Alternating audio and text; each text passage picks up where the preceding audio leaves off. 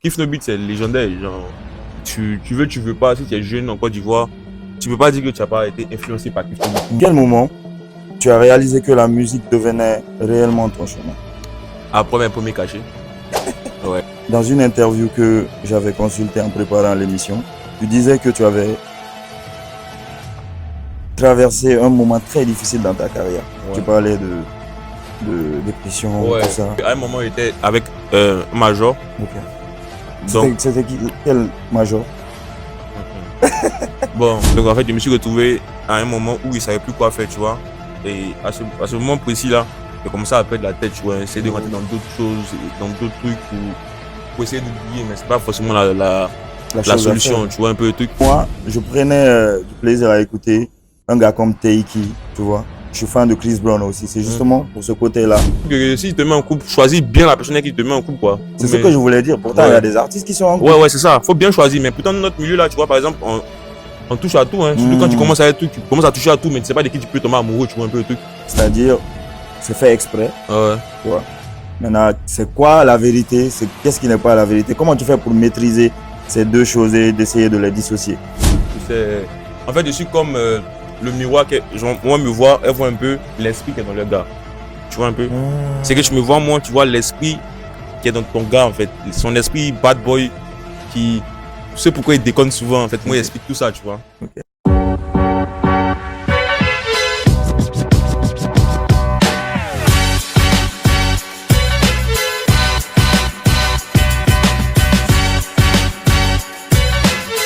Hey yo, salut la famille, j'espère que vous allez bien. Bienvenue dans l'entretien, bienvenue sur Mabs Hip Hop. Mabs Hip Hop et l'entretien, c'est une capsule dans laquelle on reçoit des artistes, des personnalités du milieu de la culture, avec lesquels on parle de leur carrière, de leur actualité, mais aussi tout ce qu'ils ont vécu.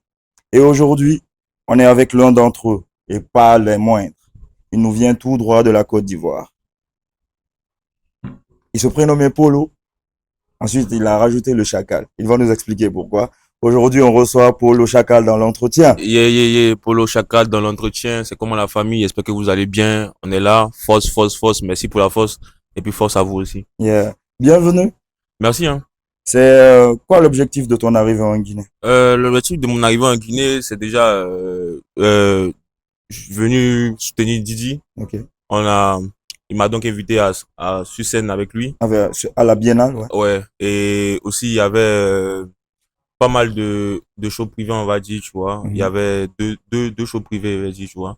Et voilà, quoi. Profiter aussi pour faire une tournée médiatique. Yeah.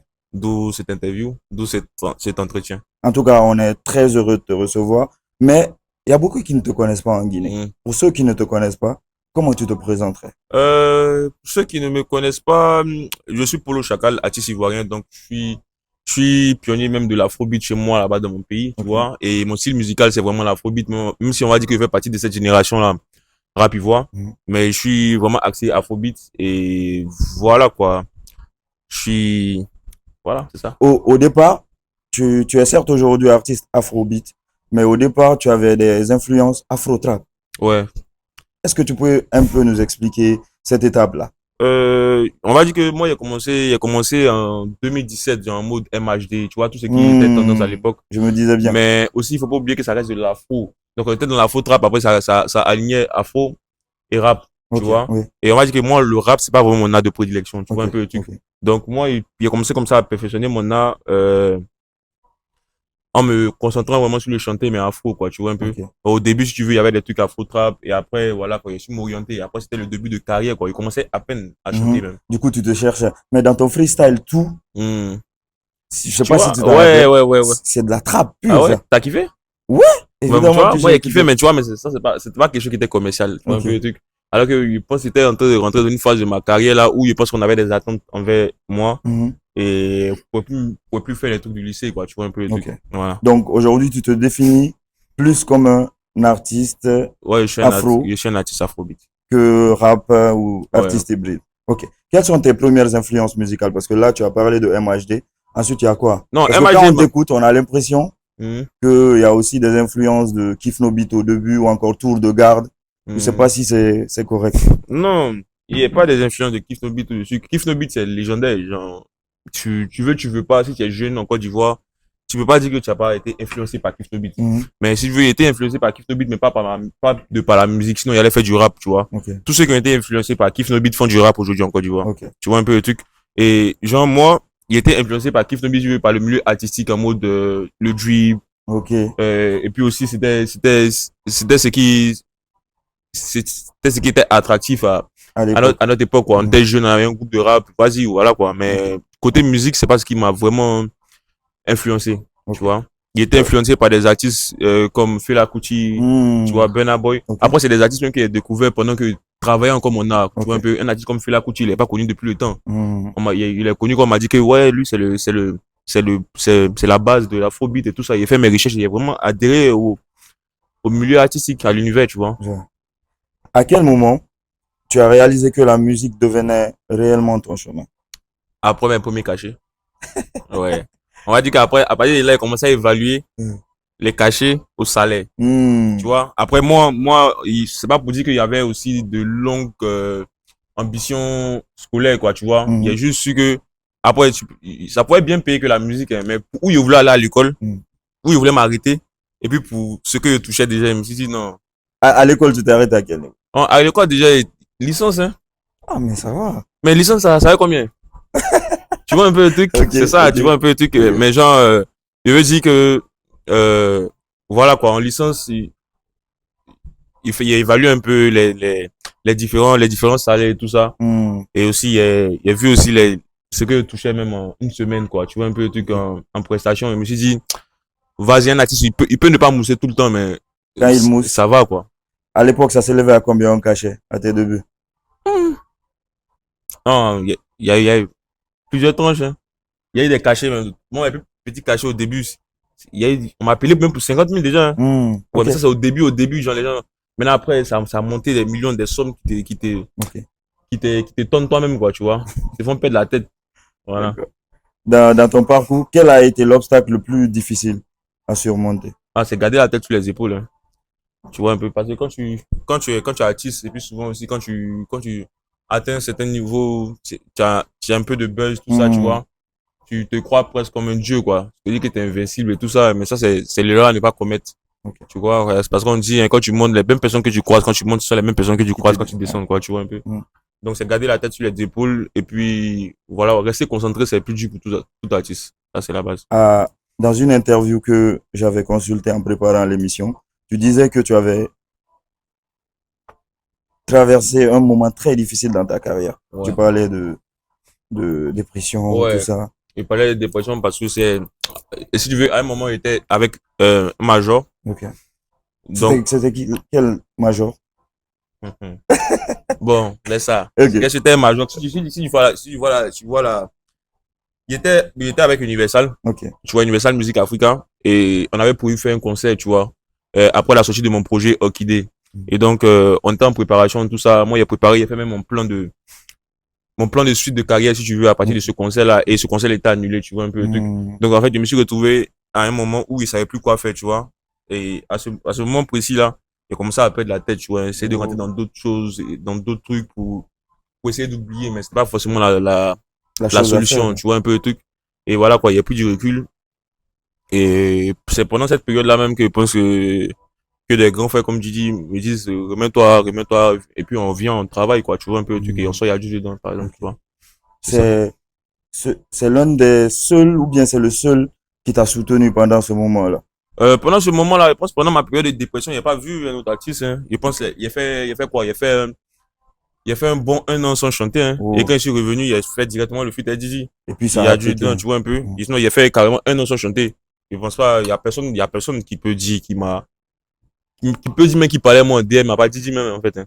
Oh. Ouais, tu vois un peu. C'est ça. Ok. Il m'a dit, ouais, faut juste bouger, faut juste arrêter certaines choses, faut juste, voilà, quoi, c'est ça. Est-ce que la famille Mm. était présente pendant ce Non, moi, la moment-là? famille m'a toujours laissé me débrouiller seul, étant donné que moi, j'ai des parents divorcés. Et ma mère n'est pas ici, tu vois un peu. Hmm. Ma mère n'est pas ici, et voilà, quoi, mon père n'est pas vraiment aussi ici, tu vois. Donc, on va dire que moi, j'ai appris à me débrouiller seul et à affronter la vie un peu jaune. Donc, il est pas pleurnicheux aussi, tu vois, un peu le Ok. truc. Parce que quand on rentre dans ce genre de milieu-là, ce qu'on veut, c'est que nos parents soient fiers de nous. pas que nos parents sachent qu'on souffre. Donc, il y a les douleurs que je pense qu'on encaisse Ok. silencieusement, sans broncher, quoi. Il y a des artistes qui traversent ces moments-là. C'est quoi, puisque toi tu es passé par là, quel est le conseil que tu pourrais les prodiguer pour essayer de sortir? C'est que ça va aller seulement si se bouge, tu vois, un peu. Hmm. La prose, procrastiner, tout ça, ça va pas payer, tu vois, un peu. Rester là, s'appuyer sur son sort, Hmm. prendre les autres pour responsables de nos échecs, c'est pas la solution, tu vois, un peu. L'homme, on est tous responsables. On est tous responsables de ce qui va arriver, de ce qui arrive et de ce qu'on est, tu vois, un peu le truc. Personne n'est responsable à notre place. C'est juste ça. Bah, déjà, merci de partager ça avec Ouais, nous. C'est pas évident. ouais, t'inquiète. Et, dans ta carrière, quel est le plus grand sacrifice Ouais. que tu as effectué pour essayer d'avancer? Mais ça va faire la part des choses, surtout avec les femmes, tu vois, un peu. Parce que tu vois, en fait, faut juste trouver le bon milieu pour les artistes qui tombent beaucoup amoureux, tu vois, un peu le truc. Parce que non, c'est sérieux. Les Ouais. artistes qui tombent beaucoup amoureux se s'éloignent très vite Du travail, quoi. du De leur travail. objectif. Parce que après, quand tu commences à subir des caprices de pourquoi tu es allé en boîte de nuit, alors que toi, t'es parti pour le travail, Mhm. tu es en promo. Pourquoi tant, pourquoi tant, pourquoi tant, c'est des trucs qui te mettent des freins. Pourquoi dans le clip, t'as fait ça? Pourquoi dans le clip? En fait, ça t'empêche, toi, Ah, je vois, tu vois, je de vois, plus je vois. élargir ta vision, tu vois. Ouais. Après, ça, c'est un truc que si tu te mets en couple, choisis bien la personne qui te met en couple, quoi. C'est ce que Mais, je voulais dire. Pourtant, il y a ouais. des artistes qui sont en Ouais, couple. ouais, c'est ça. Faut bien choisir. Mais pourtant, dans notre milieu, là, tu vois, par exemple, on touche à tout, hein. Surtout quand tu Hmm, commences à être truc, tu commences à toucher à tout, mais tu sais pas de qui tu peux tomber amoureux, tu vois, un peu le truc. C'est ça. je vois, C'est je ça. vois. Après, tu as parlé justement de euh, courir un peu partout. Quand tu cours un peu partout en tant qu'artiste, tout le monde en parle. La toile, les médias, Mm. etc. Comment toi tu fais pour gérer toute cette atmosphère-là? Critique des médias, critique sur la toile, au Non, moindre fait et gestes, les c'est gens. ça, moi, je me suis dit que c'est un produit, tu vois. Mhm. Il y a des gens qui ont dit il y a trop de sucre dans le Coca-Cola. Mais ça n'empêche pas le Coca-Cola d'être vendu. Ok. Tu vois un peu, il n'y a pas de mauvaise com. Faut juste qu'on parle de toi. Ça, c'est un truc, c'est comme on te dit, c'est une bénédiction même qu'on parle de toi. Ok. Tu vois un peu le truc. C'est-à-dire que, même pourquoi on parle On mal parle juste de ouais, toi, quoi. faut qu'on parle juste de toi après. Ok. Après le travail, après, les gens savent que tu as un travail qui est ça, tu vois un peu le truc. Après, les personnes intelligentes vont te juger par rapport à ton travail. Mais après, il faut aussi pouvoir profiter de la communication pour envoyer par Renverser derrière la le tendance. travail. Sinon, après, les gens vont se focus seulement Sur tes buzz, quoi. voilà, sur tes buzz, tu vois un peu le truc. Hmm, Et c'est ok. ça. En dehors de la musique, qu'est-ce qui t'inspire? Qu'est-ce qui t'aide à avancer au quotidien? Ah ouais, c'est ma mère, tu vois. Le but, c'est de rendre ma mère fière, tu vois. Ça me dit que, voilà, quoi, il doit pas laisser, il doit pas abandonner, il faut toujours pousser un peu plus haut. Et puis voilà, quoi, tu vois. Hmm, Ça. ok. En composant ta musique, c'est quoi les thèmes sur lesquels tu te bases? Parce que, Moi, c'est du Nushi Love, tu vois, un peu. Donc, si tu veux, moi, je suis un peu, il fait un peu du love, mais pour Nushi. C'est-à-dire que je suis pas le lover qui vient te mettre une veste avec une fleur. Non, moi, il t'explique ok, le love comme on vit étant jeune, tu vois, un ok, peu. ok, ok, je C'est vois. le truc que tu peux dire à ta go, genre, en mode, le truc que tu vis, mais tu dis pas à ta go, forcément. Ah, ok, ok, Genre, tu vois, je vois. c'est comme on vit, là. Il met ça en chanson, Mais tu après, vois. est-ce que ça plaît aux meufs? Quoi? Est-ce que ça plaît aux filles? D'exprimer mon côté bad Ou boy. bien, nous, Les meufs, chillers elles et aiment les consorts? bad boys. Parce que au début, par exemple, moi, je prenais du plaisir à écouter un gars comme Taiki, tu vois. Je suis fan de Chris Brown aussi. C'est Hmm. justement pour ce côté-là. Mais après, quand il switch, il plaise beaucoup plus aux meufs. Et certes, les gars, par exemple, moi, je n'écoute plus Taiki, tu vois. Ouais. Parce que justement, il a quitté ce côté depuis Nixia un Hmm. 2 trois. Maintenant, est-ce que tu as un peu fait les calculs là? Est-ce que les meufs, dans ta fanbase, c'est les meufs qui t'écoutent plus ou bien Ouais, il y a plus c'est de les hommes? meufs, il y a plus de meufs. Je sais, Ok. ça. Les meufs, elles aiment bien ce qu'est amour, tu vois, un peu le Hmm. truc. Même, Voilà. même si c'est toxique. Voilà, elles aiment bien ça, hein. Parce qu'en fait, elles vivent toutes les situations. Ok. Donc, tu veux, elles se retrouvent un peu dans toutes les situations. Hmm. Like, elles veulent écouter un son, ou même, il y a un son, il y a forcément deux petites en ville, mais il veut bien qu'on se marie, tu vois. Moi, il y a des gens qui m'ont appelé pour venir chanter ça à leur mariage. Non. Oui, le gars m'a dit ça, c'est notre son de couple. Ils ont fini par se marier, là, ils sont ils sont dans la révélation du truc. Vous voyez Non. que le gars est de go dans le passé, lui, il est dans la révélation de son truc. Le mari, tout ce qu'il a fait, genre, il a fouille, quoi. Ah, ils sont Ouais. sérieux, hein. Ah, c'est ça, hein. C'est ça même. Ton feat avec Didi, c'est ce qui t'a fait exploser. Vous l'avez composé comment? On l'a proposé vraiment en toute simplicité, hein. C'est venu simplement, on n'a rien écrit. On est parti juste, on s'est emporté juste sur le beat et ça s'est fait, quoi. tranquille même. Et est-ce que c'est la collaboration que tu as le plus kiffé? Parce que, faut pas oublier, tu as collaboré avec Tyro, tu as collaboré avec Elone. Est-ce que la collaboration avec Didi, c'est ce qui t'a le plus marqué? Le plus marqué, non, je dirais pas le plus marqué. Il ne voit pas la collaboration qui m'a le plus marqué même en fait. Mais on va dire que c'est une collaboration quand même qui a apporté ses fruits de par la suite, si tu veux, de par des dates et tout ce que j'ai pu voir après ça, tu vois. Côté carrière, je faisais déjà ça, mais pas à ce niveau, même pas à ce level, tu vois, un peu le truc. Et voilà, quoi. C'est un son qui a quand même cartonné. C'est le meilleur son Ouais, à ma piano, Afrique francophone, tu vois, un ouais, peu. ouais. Donc, c'est, ouais. Ah, en 2026, fin 2025-2026, on peut s'attendre à quoi? Il y a mon album, donc, 777 qui est au mix. Donc, il sera disponible. 7, 7. Ouais, 777. 777 Ok, qui est en train d'être mixé. Donc, il sera disponible normalement pour décembre. Et il y a le Palais de la Culture aussi qui est préparé à Abidjan pour février. Donc, ok. on va dire que c'est mes deux principaux projets. Voilà, quoi. En Guinée, est-ce qu'il y a des choses qui sont prévues? Ouais, j'ai collab avec Saiphone déjà. Mhm, Saiphone. Et aussi Opinel, que j'aime bien, tu vois, un peu le mhm. truc. Donc, je pense qu'on va organiser un truc. Et voilà, quoi. Il voudra faire un truc aussi avec Jupiter Da Vibe. Ça, c'est mon grand, ça. Ok, Tu vois. ok. Lil Sako, Barea, Barea, Ah, Barea. tu as des belles connexions hein, en Guinée, on dirait. Ouais. C'est ma Après, première fois d'être en Guinée. Je suis venu au début de ma carrière en 2018, le concert. Pour le concert de Jupiter, mhm. à l'Esplanade, Oui, là. oui, oui. J'étais là. Tu Ah, vois. tu avais presté? Ouais, c'est à longtemps même. Il y avait même pas les locks. Ok. Tu vois, il y avait, Et Ah, ok, ouais. ok, je vois. Euh, récemment, tu as eu une altercation sur la toile avec Tchekabo. Hum, Et puis après, c'est allé loin, on va dire, hum, ou jusqu'à ce que vous avez décidé de vous affronter hum. en combat. Pourquoi ça a été avorté? Déjà, Non, qu'est-ce qui a mené jusque-là et pourquoi ça a été avorté? moi, il a voulu, tu sais, moi, il a voulu vraiment faire ce combat parce que, il y avait des propos contre ma mère, tu vois, un peu, le truc, il n'est Hmm, pas apprécié, tu vois, un peu. ok. Et après, c'est du divertissement aussi, tu vois. Il y a des propositions de marques qui ont voulu s'intéresser au projet. Donc, on a trouvé ça intéressant avec mon manager, tu vois, Ok. et de vouloir mettre une correction et en même temps toucher de l'argent par derrière ça, tu vois. Hmm. Mais après, je pense on a remis bas la terre, il y a eu des excuses et on a, Tchekabo, il s'est excusé, tu vois, et Il on t'a a, appelé en ouais, il privé? m'a appelé en privé, il s'est Ok. excusé, et puis voilà, quoi. Il me dit, ça sert à rien de rentrer en guerre avec quelqu'un qui s'excuse des pas, quoi, tu vois, un peu le Ok. truc. Donc, c'est de là qu'on a tout laissé tomber, puis voilà. Comment tu distingues clash artistique et un conflit personnel? Voilà, tu vois, clash artistique, conflit. Moi, quand il introduit mes parents dans tes trucs, c'est que t'as affaire à moi, en fait. Parce que je peux pas comprendre que tu mets la famille dans le jeu. En tant que tu sais que ils connaissent rien au truc, tu vois, un peu le truc. Moi, tout ça très déplacé, tu vois. À partir Mhm. de ce moment-là, ça devient personnel pour moi, tu vois. Ok. Ouais. Dans ta carrière, quelle est la chose que tu regrettes le plus? Ouais, ouais, il regrette rien, hein. En vrai, de vrai, il regrette rien. Si t'as refait, allez refaire. Et en vrai, il regrette rien parce que il a certes fait des erreurs, mais il a appris de ses erreurs, tu vois, un peu le truc. Mhm. Donc, il n'y a pas à regretter, tu vois. Est-ce que, à part Tchekabo, il y a d'autres artistes avec lesquels tu es en conflit Non, que non. tu voudrais Moi, il n'y a pas de casser? conflit, hein, pas de conflit. Tu es un artiste chill. Je suis comme la Suisse. Ok. Est-ce que, tu vois, vu que tu es aussi proche de Didi, Mm, tu vois, un autre artiste avec lequel il est en bif mm. t'appelle en feat, tu fais le move ou tu te retiens en connaissant Non, il n'y a pas tes ça, affinités hein. avec Il Didi? y a pas ça, hein. Il pense pas que Didi même, il pense pas que lui, il n'est pas comme ça, en fait. Il n'est pas parce que tu as fait ça et ça, donc non, t'es pas plus, non. Il pense pas que ça, la chance. La preuve, même quand tu mets des sons, des artistes, justement, avec qui tu penses qu'il a les bifs, Hmm, quand tu mets des sons là en boîte, lui, il danse.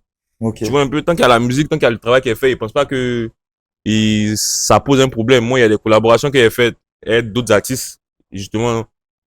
Et moi, il lui fait écouter tranquillement, il me donne des avis, quoi. Tu vois un peu le truc. ok, Après, c'est pas comme si il n'est pas dans l'animosité, je pense pas, hein. je vois. Ouais. Dans ce buzz-là, disons, dans cette altercation avec Tchekabo, il y en a qui ont considéré ça comme un simple buzz. Il y a d'autres aussi qui ont pris ça comme une communication maîtrisée, quoi. Ouais. C'est-à-dire, c'est fait exprès, Ouais. tu vois. Maintenant, c'est quoi la vérité? C'est qu'est-ce qui n'est pas la vérité? Comment tu fais pour maîtriser ces deux choses et d'essayer de les dissocier? Une communication maîtrisée ou un buzz? Moi, il n'y a pas de buzz, en fait. C'est naturel. Moi, en fait, c'est pas dans le créer du buzz. Si quelque chose arrive, ça peut arriver, ça peut faire du buzz, mais il n'y a pas créer ça. Tu vois un peu le truc. Mhm. Ça arrive naturellement, ça fait du buzz. Tu vois un peu le truc. Mais je suis pas, après, une fois que ça fait le buzz, maintenant, avec ton équipe, vous essayez de voir comment maintenant diriger la communication pour ne pas que ça gâte l'image ou ça entache ton image et tout ça, tu vois un peu. Mhm. Mais rien n'est fait dans le but de plaire, en fait. Moi, c'est pas ça. Moi, D'accord. c'est justement ma musique que je fais pour plaire aux gens. Tout simplement ma musique. D'accord. Cette génération-là, la nouvelle génération, vous êtes beaucoup euh, sur les réseaux sociaux. Ouais. D'accord. C'est quoi aujourd'hui l'importance pour vous des réseaux sociaux dans votre stratégie de communication? Les réseaux sociaux, c'est la grosse plateforme. Aujourd'hui, on se promène plus, par exemple, pour vendre des CD. Parce qu'on sait que tout est digital. Donc, on sait qu'il faut intensifier là-bas. Tu vois, c'est comme si on vend nos CD là-bas, quoi. C'est là-bas que tu fais ta com. C'est là-bas que tu dis aux gens, venez écouter mes sons. Donc, je pense pas que si c'était pas sur les réseaux sociaux, tu veux communiquer sur ta musique comment, genre. Tu vois, c'est Peut-être à ça. la télé, à Donc, la même à la radio. télé, même la télé, même à des réseaux. Donc, tu veux quoi? Tu vois un peu le truc, ça Ouais. colle pas. Ok. Il faut s'entourer de tout ça. Réseaux sociaux, terrain, tout. Tu vois un Ok. peu? Il n'y a pas un qui est possible sans l'autre. Sur quel aspect de ton image tu restes très vigilant, sur lequel tu ne badines pas du tout. C'est-à-dire, quel que soit P de X, tu ne vas pas aller pagailler, blaguer sur ça avec quelqu'un.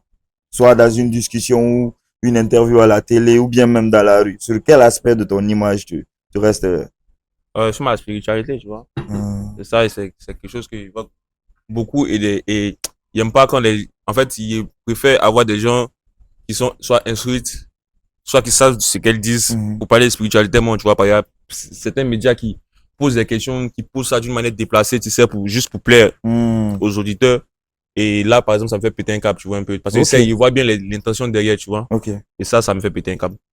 Aujourd'hui, c'est quoi ton positionnement dans la nouvelle génération ivoirienne? Je suis Polo Chacal, hein, comme je t'ai dit. Moi, je suis pionnier de l'afrobeat chez moi en Côte d'Ivoire. Et mon positionnement, c'est ça, quoi. Ok. C'est ça. Selon toi, qu'est-ce qui te manque pour avoir ta visibilité à l'international? Le pays de Dieu. Si c'est pas Dieu, personne ne peut décider. Il n'y a rien qui manque. Voilà. C'est Dieu. Tu trouves? Dieu, Il n'y a Dieu. pas une histoire de stratégie, peut-être les links, tout ça? Non, hein, parce que je pense qu'il y a des gens qui ont moins de stratégie, moins de lignes qui pop. Hein. Comme, Hein? comme. Il y en a plusieurs. C'est pas citer, non, mais il y en Ok. a plusieurs. Voilà.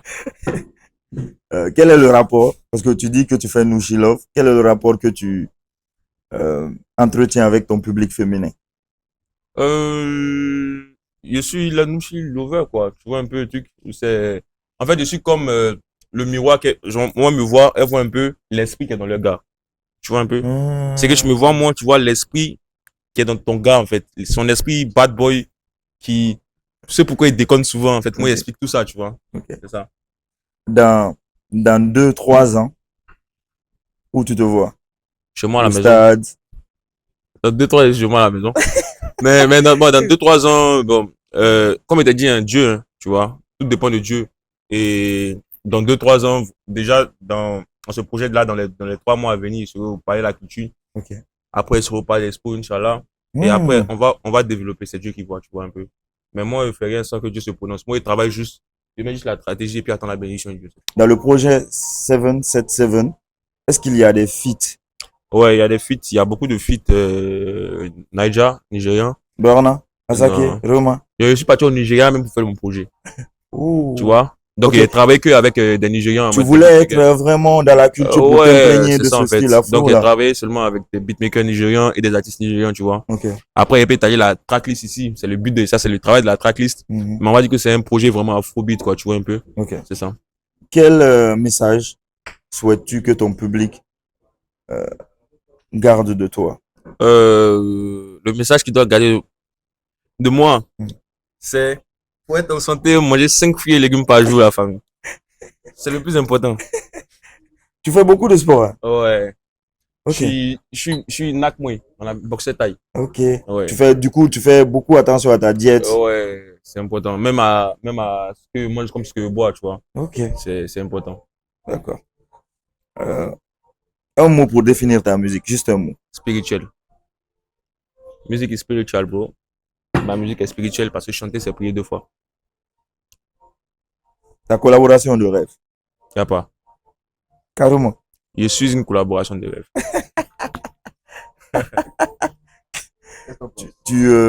Tu préfères le studio ou la scène? La scène, parce que sur la scène, tu exprimes ce que tu as fait au studio, tu vois. Tu as l'occasion de présenter ton travail, en fait. Le morceau que tu écoutes en ce moment, le plus. Le plus. Mm. C'est Criminal de Oxlade, je pense. She likes smoke cannabis, she a killer. Ok. Ouais, c'est ça mon son, tu vois. Ok. Si on te demandait de faire ton top 5 rap ivoire. À part, Non, il fait pas. non. Non. Tu as forcément un top des artistes rap ivoire que tu préfères. Apollo Chacal. Mais c'est pas rap ivoire. Numéro 1. Mm. 2 même Polo Chacal. Ok. 3 Apollo Chacal. 4 Polo Chacal. 5 Polo Chacal. C'est mieux. Et je vois, tu veux éviter les problèmes, Ouais. du coup, je comprends. Bon, après, si tu as un mot de la fin, parce qu'on est à la fin. C'est que Dieu nous bénisse, hein. Longue vie. Et puis, voilà quoi. Que tout le monde travaille. C'est ce que moi je peux souhaiter à tous ceux qui me suivent. Parce que, voilà quoi. Dieu est dans le travail, pas ailleurs. Merci. Merci de nous avoir reçus. Merci de m'avoir reçu aussi, famille, hein. Merci beaucoup. Et merci de bien m'accueillir en Guinée. Et ça fait plaisir, mon gars. On est ensemble. Big up. Nice. La famille, c'était l'entretien by Mabs avec le gars qu'on appelle Polo Chacal. Abonnez-vous, Chapapé. partagez, likez la vidéo et surtout n'oubliez pas de rester hip-hop.